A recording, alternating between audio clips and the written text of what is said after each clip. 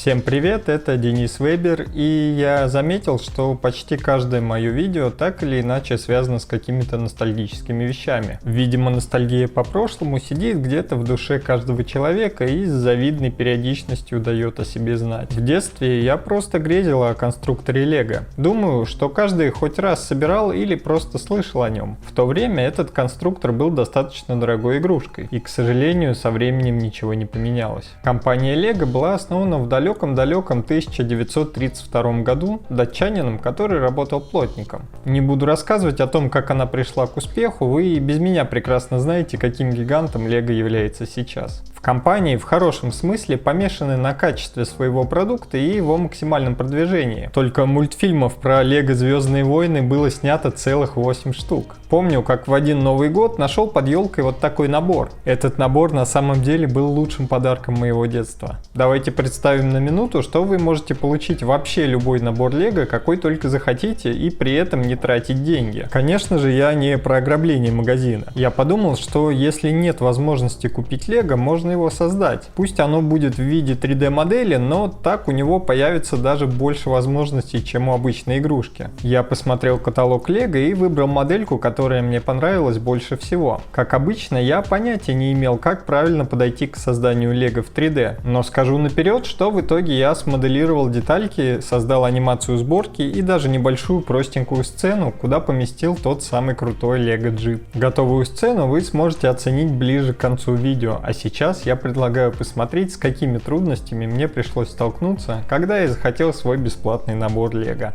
Поехали!